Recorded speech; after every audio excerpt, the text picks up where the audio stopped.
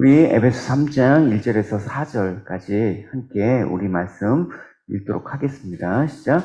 이러므로 그리스도 예수의 일로 너희 이방인을 위하여 갇힌 자 된 나 바울이 말하거니와 너희를 위하여 내게 주신 하나님의 그 은혜의 경륜을 너희가 들었을 터이다. 곧 계시로 내게 비밀을 알게 하신 것은 내가 먼저 간단히 기록한 것 같이 그것을 읽으면 내가 그리스도의 비밀을 깨달을 것을 너희가 알 수 있으리라. 아멘. 어제 주일 그 본문 말씀을 포함해서 2장의 내용이 그렇습니다. 우리가 허물과 죄로 죽었는데 에베소 교인도 사실은 유대인이 아니라 이방인들 아닙니까, 구성원이. 그래서 너희들은 원래 그 태생 자체가, 존재가 이스라엘 밖에 있었던 사람이다. 근데 인간 자체가 제 허물로 죽은 사람이기 때문에 언약에 대해서도 상관없는 외인들이었다. 그래서 크게 본다 그러면 정말 세상에 소망도 없고 하나님도 없는 자였는데 너희들이 일단은 유대인들과 화평하게 됐다. 무엇으로? 하나님의 은혜로 말미암아. 그래서 너희들도 이제는 하나님의 백성으로 동일한 시민으로서 하나님의 가족으로서 이제 너희들도 사도와 선지자들이 터 위에 세우심을 입은 자다. 그래서 함께 지어져가는 성전이다. 그게 에베소서 2장의 내용의 요약입니다. 그래서 이 모든 것들을 이루시는 이방인들과 유대인 사이에 막힌 담이 있었는데 그 담을 허무신 분은 예수 그리스도의 놀라운 보혈로서 이루어진 것이다. 그 말입니다. 그러니까 여러분, 예수 피가 아니고는 우리가 결국 가까워질 수가 없습니다. 부부지간에 또 자녀와 또 부모지간에 우리가 예수라는 그런 어떤 보혈의 공로를 의지하지 않고는 같은 세계를 공유할 수가 없다라는 것이죠. 그래도 이제 아이들이 크다 보니까 아이들이 밖에서 접하는 세상은 저희가 경험했던 세상과는 전혀 다른 세상이에요. 만약에 얘네들이 겪고 있는 세상과 또 제가 또 겪은 세상을 갖고 서로 두 세계가 옳다 말다 이렇다 저렇다 주장한다면 결코 합해질 수 없을 겁니다. 그래서 자녀가 크면 부모랑 따로 이렇게 떨어지는 게 신체적인 것뿐만 아니라 영적으로 마음도 멀어지게 되는 거예요. 그럴 때는 방법이 없어요. 아이들과 함께 얘기할 때 같은 세계를 공유할 수밖에 없는데 그게 바로 예수 그리스도의 믿음의 세계밖에 없다라는 거예요. 할렐루야. 부부도 마찬가지예요. 한평생 서른 사는데 남인 것 같아. 살면 살수록. 그런 느낌이 왜 듭니까? 세계가 다르기 때문에 그래요.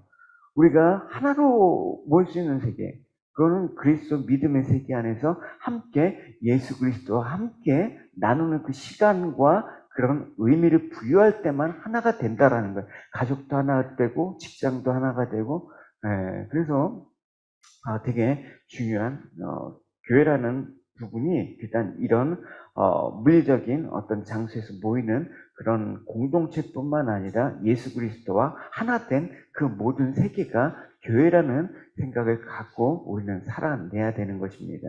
그래서 이제 이방인들과 유대인들 서로 적대시하고 서로의 다른 세계관에서 서로의 세계만을 주장했던 그들이 이제 유기적으로 연합체가 이루어졌단 말입니다. 교회가 됐단 말입니다. 그거를 우리가 신학적으로 하면 우주적 교회의 탄생이라고 얘기를 하고 있어요. 에베소서에서는. 근데 이 모든 이방인의 구원을 통해서 이 교회가 탄생하는 이 모든 것들이 사도 바울은 뭐였냐면 비밀이었다라고 얘기해요. 미스터리라고 했다고. 그래서 이 모든 일이 비밀이었는데 신약 시대에 돼서 이제 예수 그리스도로 말미암아 드러나게 되었대요.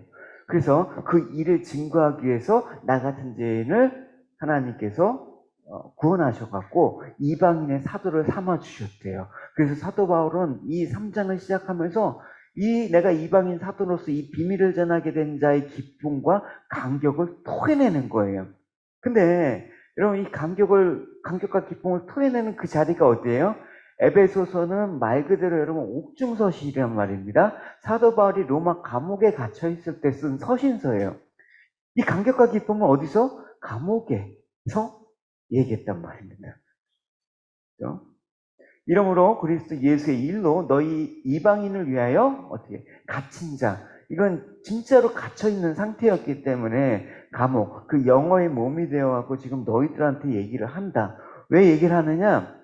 아직 초대교회는 신앙의 체제가 잘 잡히지 않았기 때문에 그래요. 그래서 교리적으로 또 성경의 지식도 그렇게 많지 않은 상태에서 이제 그리스도의 영적 풍요와 영광을 이제 배웠단 말입니다. 근데 이 상태에서 이 초대교회 사람들은 좋은 것만, 이제 주님께서 곧 오신다고 했으니까 우리는 이 영광을 누리고 찬송하자 하면서 기쁨 가운데 있지만, 사실은 영적인 현실은 그렇지만 이 세상의 현실은 점점점 내가 믿음으로 인해서 핍박과 압박이 지금 다가오는 상태란 말입니다. 그러면 이 두 세계가 만나면 여러분 어떻게 충돌이 일어나요? 분명히 영적으로는 이렇게 기쁜데 세상적으로 왜 이렇게 힘들지? 내가 바라는 세상과 내가 지금 영적인 충만함과 충돌이 있을 때 여러분 어떻게 하느냐? 당황한단 말입니다. 그래, 영적인 일과 세상적인 일이 일치가 된다 그러면 그것처럼 기쁜 일이 없는데 그렇지 않다라는 거예요. 그러니까 믿음이 어린 연약한 신자들은 어떤 마음이 드냐면 이 환난 때문에 이 복음 자체를 의심하게 되는 거예요. 확신이 점점 옅어지게 된다라는 것입니다. 그래서 이런 높아신 가운데 사도 바울 역시 복음으로 말미암아 감옥에 갇힌 자로서 이제 담대하게 왜 이런 일이 일어나느냐라는 해석을 해주는 거예요. 사도 바울의 서신서에 그 배경이 되기도 한다라는 거예요, 이 내용은. 그래서 이 고난의 문제만큼 빈번하게 하나님 백성을 혼란스럽게 하는 게 없기도 해요. 고난이 되면 힘드니까 일단. 그래서 고난이 당할 때마다 오늘날 우리도 그렇지만 그 초대교회 당시의 사람들도 그렇게 물었어요. 왜 하나님은 자기 백성에게 이렇게 시련과 환란을 겪게 하시는가? 왜 바울과 같이 구별해서 하나님의 일을 하는 사람조차도 이렇게 감옥에 가둬 놓으실까? 그래서 감옥에 들어간 바울을 보고 사람들이 뭐라고 하겠습니까? 무슨 하나님께서 그러셔. 저렇게 모든 걸 포기하고 주님의 일을 하는 사람들을 높여주셔야 되고 세상의 영광과 어떤 부와 그런 재물들을 주시면서 일을 시키셔야지. 뭐 이런 마음이 여러분 상식적으로 든단 말입니다. 그러니까 그것 때문에 흔들리고 있는 사도 바울은 3장에 보면 이제 12장에 13절에 그러므로 너에게 구한다. 너희를 위한 나의 여러 환난에 대해서 낙심하는 가운데 너희도 있는 거 알지만 낙심하지 마라. 이게 다 너희의 영광이다. 그리스도께서 걸어가신 길을 나의 삶을 통해서 비춰주는 거야. 이게 리프렉스, 영광이라고 어제 얘기하고 했어요. 그래서 사도 바울은 그 서신서에서 자주 자신의 고난의 이유를 설명하는 거예요. 근데 그 서신서에서 고난의 문제를 다룰 때 사도 바울이 말한 톤은 뭡니까? 여러분 걱정하지 마십시오.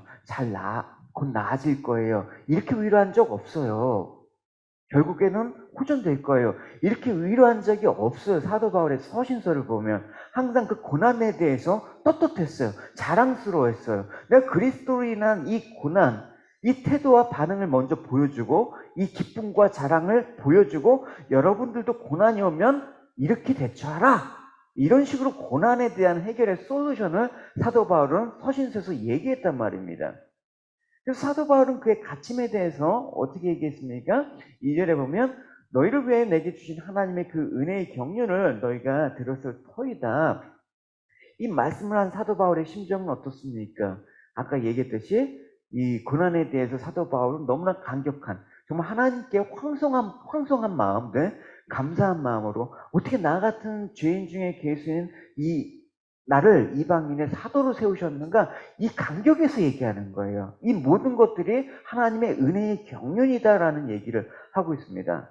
그러니까 감옥에 있어서도 사도 바울은 전혀 요동하지 않았습니다. 담대할 수 있었습니다. 담담할 수가 있었습니다. 그래서 사도 바울은 옥에 갇히면서 자신의 삶에 대해서 이 모든 것들은 너희를 위한 거다. 나 한 사람의 그런 고난이 나 한 상의 인생으로 국한된 게 아니라 너희들의 위해서 이렇게 된 것이고 이것이 결국 하나님의 영광이다. 이 모든 것들이 은혜의 경륜이다. 내가 어떤 자였는지 사도 바울의 고백은 직접 들어보면 이렇죠. 내가 예수를 만나기 전에 나는 그리스도를 욕하고 핍박하고 온갖 방법으로 믿는 자들을 괴롭혔습니다.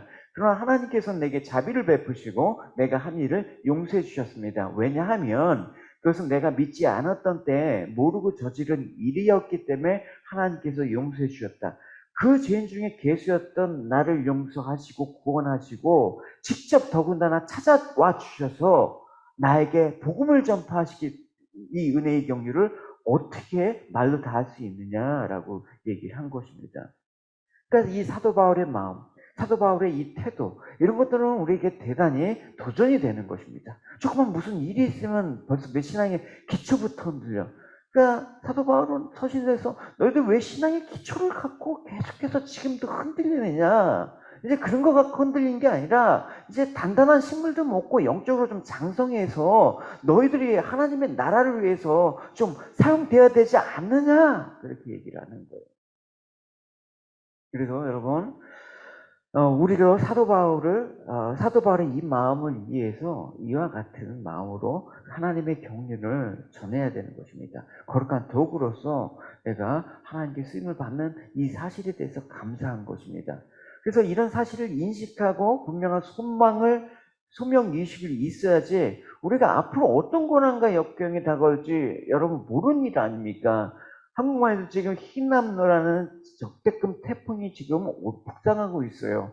예상 못할 피해를 지금 해갖고 사람들이 두려워하고 있습니다.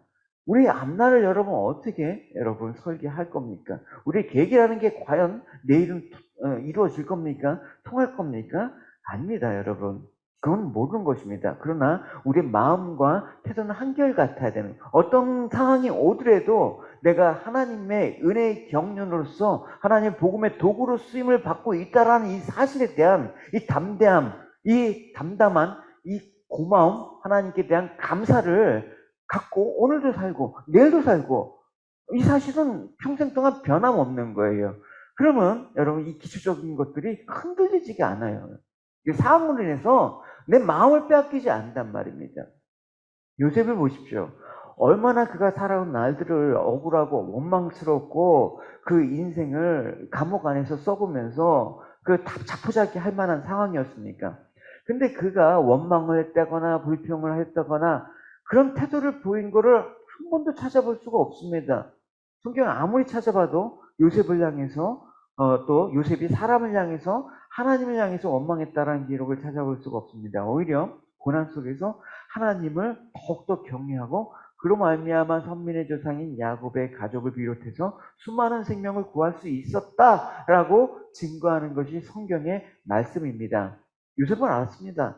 자기가 하나님의 은혜의 경륜의 도구로 쓰임을 받았다는 사실을, 그의 고백에서도 알 수가 있죠. 하나님이 생명을 구원하시려고 나를 당신보다 먼저 보내셨나이다. 자신들을 팔아먹은 형들한테 한 말이에요. 그러니까 이 모든 내용들을 종합하면 사도 바울은 이렇게 자신을 은혜의 경륜으로 도구로 쓰여서 이방인들과 유대인들이 한 성령 안에서 이제 새로운 피조물, 이제 교회로서 새롭게 창조된 것, 이걸 미스트리, 비밀이라고 얘기하고 있는 것입니다. 비밀. 3절과 4절 우리 같이 한번 읽도록 하겠습니다. 시작. 계시로 내게 비밀을 알게 하신 것은 내가 먼저 간단히 기록한 것 같으니 그것을 읽으면 내가 그리스도의 비밀을 깨달은 것을 너희가 알 수 있으리라. 계시는 복음이란 말이에요. 그러니까 그리스도를 가리켜서 복음의 비밀이라고 얘기하고 있습니다. 여러분, 우리가 예수 그리스도를 통해서 지금은 예수 그리스도가 어떤 분인지 다 알아요. 비밀을 우리가 소유하고 있단 말입니다. 그 당시 입장에서 한번 생각을 해봐요. 예수님이 태어나신 한 아기가 베들레헴에서 태어났습니다. 근데 베들레헴에서 아기가 태어났다. 이건 그다지 특별한 일이 아니란 말입니다. 세상적으로 보면.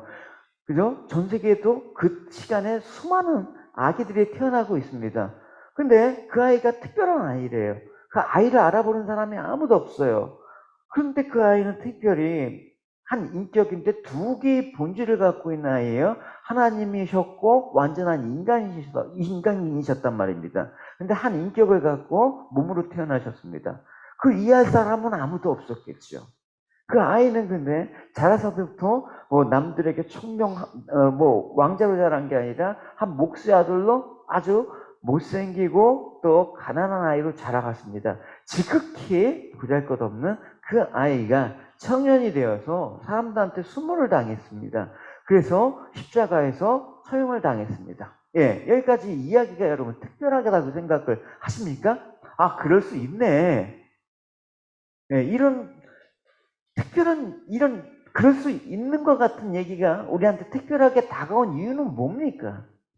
예, 근데 무덤에서 장사되었는데 사흘 만에 부활하셨다. 그래서 인간과 하나님 사이를 화해시키는 사건이 있었다. 예, 이런 게 여러분 과연 믿어지십니까? 이걸 근데 비밀이라고 얘기하셨습니다. 이 비밀을 하나님께서 결코 너희들이 이걸 알지 못하게 봉인해 놓으신 게 아니라 너희들이 알려고 해도 상식적으로 이성적으로 알 수 없기 때문에 비밀이라고 한 거예요. 일부러 감춰둔 게 아니라 우리가 알 수 없기 때문에. 그래서 그 일을 이방인의 사도로서 사도 바울이 쓰임을 받은 거예요. 다메섹 두성에서 예수 그리스도를 직접 만나지 않았습니까?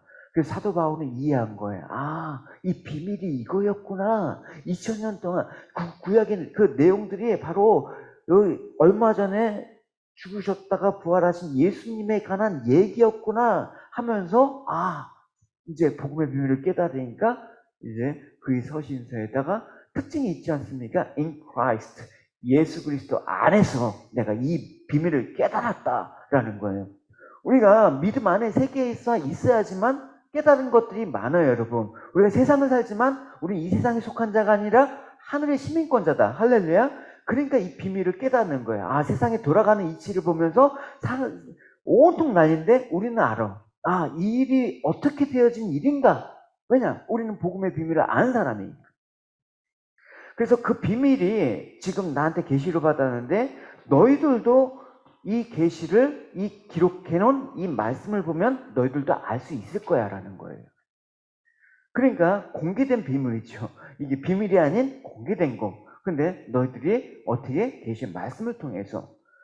그래서 이제 예수 그리스도 오심으로 이제 그것들이 구약의 계시들이 완전히 드러났고 성령께서 사도와 선지자들에게 계시했는데 그것이 성경으로 기록되어 있다.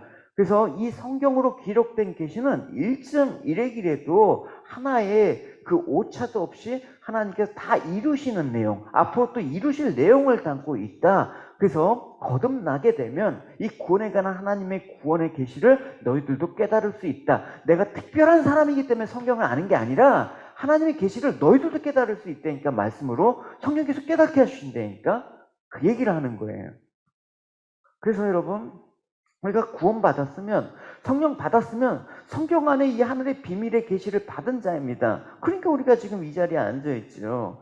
근데 다른 계시를 받느라고 너무나 분주한 사람, 통일교회 통일 강론을 들으러 그렇게 빠져 있는 사람, 여기저기 막 그냥 다른 계시, 기독교도 마찬가지예요. 어디 막 기도원 같은 데 가면서 막 그냥 특별한 계시를 받았다는 사람한테 가갖고 막 전 재산 갖다 바치면서 막 무슨 점쟁이처럼 그렇게 한단 말입니다.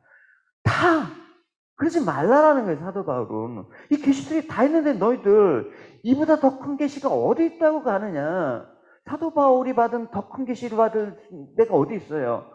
내가 베드로보다 사도 요한보다 받은 더 큰 계시를 받을 수 있는 곳이 어디 있단 말입니까? 그분들이 받은 모든 성경의 선지자나 사도들이 받은 그 계시는 어디 있냐? 다 성경에 기록되어 있다. 너희가 이걸 읽으면 나와 같이 그 계시를 똑같이 깨달을 수 있다. 그러니까 염려하지 말아라, 일에 대해서. 그래서 하나님의 계시인 성경은 절대로 우리가 첨가할 수도 없고 뺄 수도 없고 그렇다라는 거예요. 계시록의 여러분 유명한 말씀이죠. 내가 이 두루마리의 예언의 말씀을 듣는 모든 사람에게 증언하노니 만일 누구든지 이것들 외에 더하면 하나님이 이 두루마리에 기록된 재앙들을 그에게 더하실 것이고 만일 누구든지 이 두루마리의 예언의 말씀을 제하여 버리면 하나님이 이 두루마리에 기록된 생명나무와 및 거룩한 성의 참여함을 제하여 버리라. 말씀만 갖고 충분하다라는 거예요, 여러분. 그래서 여러분 우리가 모든 삶 속에서는 말씀에 비춰봐서 하나님께서 성령께서 깨달음을 주셨을 때 비로소 우리가 하나님과의 소통이 이루어질 때 우리 마음은 어떤 가운데도 평안할 수가 있는 거예요. 너희들이 은혜로 구원을 받았고 이제 성령의 도우심으로 비밀이었던 모든 것들을 알게 되었으니까 너희들이 이 땅에서 소망하는 것이 무엇인지 너희들을 알지 않느냐. 너희도 정말 기뻐해야 되지 않느냐. 항상 그래서 감사해야 되고 범사에 기뻐하며 기도할 수 있는 자가 되지 않았느냐라고 얘기하는 것입니다. 근데 그런 상태라도 하나님께서는 자기 백성들에게 다른 환경의 삶, 특별하게 하나님 백성이기 때문에 세상적으로 특별한 삶으로 인도하시느냐? 뭐 그러실 수도 있는데 그러지 못하는 경우가 대부분이에요. 우린 똑같이 세상 사람들과 똑같은 삶이라는 형태를 살아야 돼. 비진리의 세상과 동일하게 고난도 받고 어려움도 많고 또 인생의 복연짐을 경험해야 돼. 믿는 사람이라고 해서 이걸 특별히 여러분 벗어날 수가 없는 거예요. 그러나 뭐가 달라요? 그 속에서 우리는 하나님의 은혜의 경륜을 깨달아 도구로 쓰임받고 있다라는, 이 예수 그리스도 통해서 알려진 비밀을 전하는 자로 쓰임받고 있다는 사실을 알고 있다라는 거. 이거는 여러분 이것처럼 중요한 게 없고 이것만 전부라는 거예요. 우리에게 가장 큰 은혜를 이미 하나님께서 주신 거예요. 그래서 여러분 이 사실을 기억하면서 복음을 듣고 볼 때마다 그걸 이해하고 깨닫게 해주시고 진리를 통해서 우리의 삶들을 자유롭게 하신 하나님의 은혜를 깨닫게 되시는 저희 여러분, 그 한 달에도 여러분 이 진리 가운데 여러분 담대하게 하나님의 기쁨의 소식을 전하는 은혜의 경륜의 도구로 여러분 쓰임받는 저희 여러분이 되시기를 축원합니다. 기도하시겠습니다. 하나님, 저희들 눈을 뜨게 하시고 귀를 열게 하시고 마음의 문을 열게 하셔서 하나님의 비밀인 예수 그리스도의 비밀인 복음을 깨닫게 해주신 하나님의 은혜의 경륜을 감사하고 기뻐합니다. 사도 바울의 이 마음들이 하나님 저희들에게도 동일할 수 있도록 은혜 내려 주시옵소서. 진리의 영신 하나님, 다시 한번 날마다 지혜와 계시의 영을 주셔서 그리스도의 신비와 십자가의 신비의 그 능력의 지혜를 우리에게 날마다 깨닫게 하여 주셔서 세상의 환난조차, 세상의 두려움과 협박조차 우리는 아랑곳하지 않고 기뻐할 수 있는 자로, 담대할 수 있는 자로 그렇게 살아갈 수 있도록 도와주시옵소서. 우리에게 모든 일들이 다 감사로 하나님께 영화롭게 드리는 제사로서 아버지 향기로운 제물이 되어서 우리 삶이 드려지는 아버지 저희들 될 수 있도록 축복하여 주십시오. 감사드리며 예수님의 이름으로 기도드렸습니다.